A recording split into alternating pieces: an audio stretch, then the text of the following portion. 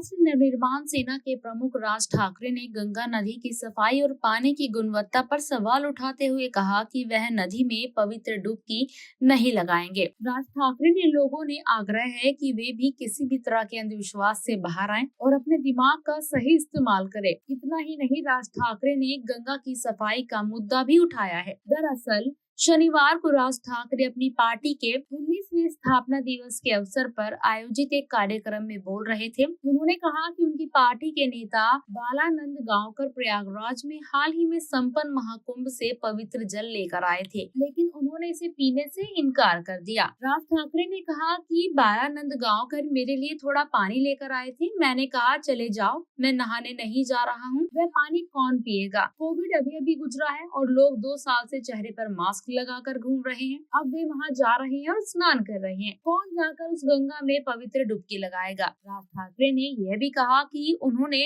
लोगों के शरीर को रगड़ते हुए और गंगा में नहाते हुए वीडियो देखे हैं। उन्होंने जोर देकर कहा कि देश की हर नदी प्रदूषित है, जबकि विदेशों में ऐसी नदियां पूरे साल साफ रहती हैं। एमएनएस प्रमुख ने कहा कि आस्था का भी कुछ मतलब होना चाहिए। देश में एक भी नदी साफ नहीं है, लेकिन हम उसे माँ कहते हैं। विदेशों में नदी को माँ नहीं कहा जाता, लेकिन वह बिल्कुल साफ रहती है। और हमारी सभी नदियाँ प्रदूषित हैं। कोई उसमें नहा रहा है, कोई कपड़े धो रहा है। उन्होंने कहा कि वे पूर्व प्रधानमंत्री राजीव गांधी के समय से ही सुनते आ रहे हैं कि गंगा नदी को साफ किया जाएगा। उन्होंने कहा कि दुर्भाग्य से ऐसा नहीं हो रहा। लोगों को इस आस्था और अंधविश्वास से बाहर आना चाहिए और अपने दिमाग का सही इस्तेमाल करना चाहिए। ठाकरे की यह टिप्पणी ऐसे समय में आई जब विपक्षी दल उत्तर प्रदेश सरकार की इस बात के लिए आलोचना कर रहे हैं कि कुंभ का पानी नहाने लायक नहीं है। बता दें आपको कि इस वक्त जो है अभी कुछ दिन पहले ही प्रयागराज में महाकुंभ मेला समाप्त हुआ है